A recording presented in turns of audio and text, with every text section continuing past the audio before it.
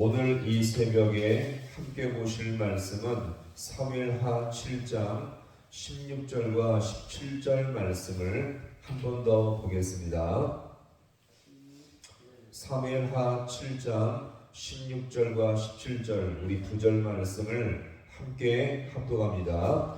내 집과 내 나라가 내 앞에서 영원히 보존되고 내 왕위가 영원히 견고하리라 하셨다 하라. 나단이 이 모든 말씀들과 이 모든 계시대로 다윗에게 말하니라. 아멘. 할렐루야. 오늘 이 새벽도 주님의 은혜와 인도하심이 있기를 간절히 소망합니다. 구약 성경에 나오는 이 언약들, 하나님께서 맺으신 언약들을 보면 다 조건적이죠. 대표적으로 하나님께서 이 모세와 맺은 언약이 가장 대표적인 것인데요. 자, 그 분명한 이 언약의 특징이 무엇입니까? 순종하며, 준행하며, 지키면이라는 이 조건들이 다 붙어 있습니다. 놀랍게도, 자, 그런데 이 다윗과 맺은 언약에서는요, 하나님께서 이 모든 조건을 빼버린 것입니다. 자, 그래서 이 사울과 다윗의 이 경우를 봐도 알 수 있는데, 자, 이 사울에게 적용된 것은요, 행한대로라는 조건이었는데, 자, 다윗에게 이 적용된 것은 무엇이었습니까? 자, 같이 합니다. 비록. 자, 그래서 이 다윗에게 이 적용된 이 특징은요, 비록이었는데, 비록 실패할지라도 은총을 계속적으로 베풀어 주겠다는 하나님의 약속을 준 것입니다. 이 하나님의 언약이 우리에게 적용됐는데요, 우리도 실패해도 넘어져도 하나님께서 우리를 계속적으로 은혜 가운데 인도해 주겠다는 것입니다. 자, 그런데 이제 하나님께서 이제 다윗과 맺은 이 언약 속에서 또 하나의 중요한 개념이 있는데 그것이 바로 무엇입니까? 오늘 자, 우리가 볼 중요한 주제인데 바로 메시아 사상입니다. 자, 같이 합니다. 메시아 사상.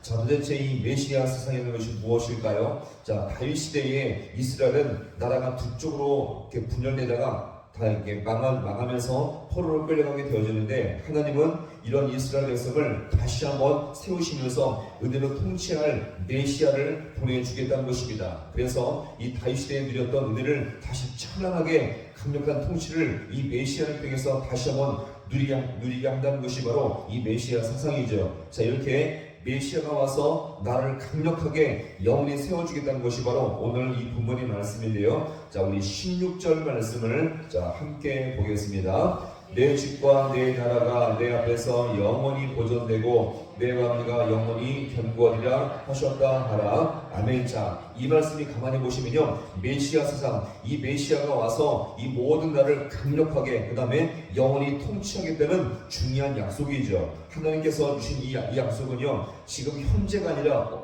언제일까요? 미래의 시점이죠. 자, 그리고 이 하나님의 집은 인간이 하나님을 위해 지어주는 것이 아니라 오히려 하나님께서 자기 백성들 가운데 집을 지어주겠다는 약속입니다. 자, 그런데 실제로 이 하나님의 집 이것은요, 자, 누구를 통해서 지어집니까? 다윗의 아들 솔로몬을 통해서 지어지게 됩니다. 자, 그리고 이 솔로몬의 성전은 너무나 화려하고 멋지게 지어지는데, 자, 그러나 이 솔로몬의 성전도 완전히 성취된 그런 하나님의 집이 아니었죠. 그 이유가 무엇입니까? 솔로몬 성전은 그 위에 다 부서지며 불타 없어지게 됩니다. 그리고 믿음을 지켜냈던 남유다 나라도 완전히 망하며 포로로 끌려가서 없어져 버리게 되죠. 자, 그런데 하나님께서는요, 이 다윗 언약 가운데 중요한 약속을 주었습니다. 자, 열왕기 하 8장 보시면 자, 이런 말씀이 나오는데 한번 잘 들어보세요. 여호와께서 그종 다윗을 위하여 유다 멸하기를 즐겨하지 아니하셨으니 이는 그와 그의 자손에게서 가차입니다. 등불을 주겠다.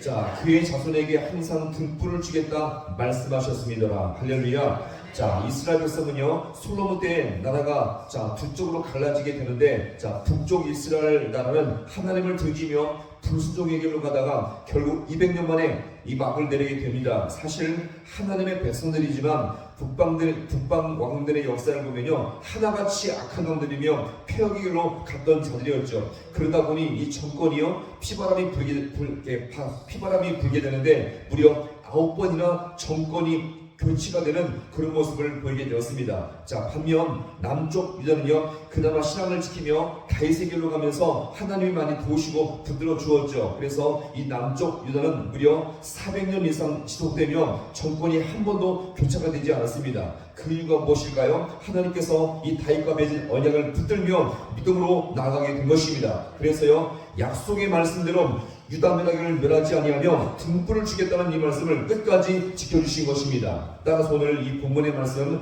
오늘 사무엘하 7장 이 다윗의 언약은요, 등불을 주며 진정으로 세상을 통치하며 하나님의 집을 세우실 메시아가 오심을 강력하게 약속하는데, 자, 이것은 실제 누가 오심으로 이루어졌습니까? 예수 그리스도께서 오심으로 말미암아 성취된 줄로 믿습니다. 따라서 진정한 메시아이신 예수 그리스도가 오셔서 영원하고 경고한 하나님의 집을 짓게 된다는 것입니다. 자, 오늘도 마찬가지 아닐까요? 오늘도 교회 가운데, 자, 은혜가, 오늘도 이 교회가 어떻게 은혜 가운데 세워질 수가 있겠습니까? 사람이 노력하며 사람이 마음을 합쳐서 이 교회를 세우는 것이 아니라 예수님께서 통치하실 때에, 말씀으로 역사하실 때에 하나님의 교회가 은혜 가운데 세워질 줄로 믿습니다. 따라서 우리는 모든 시간마다 그 영원한 집에 함께 동참하며 이 소망으로 말씀을 붙들므로 말미암아 주의 몸된 교회를 함께 세워갈 수 있는 우리 모두가 될 수 있기를 주님의 이름으로 간절히 축원합니다. 기도하시겠습니다.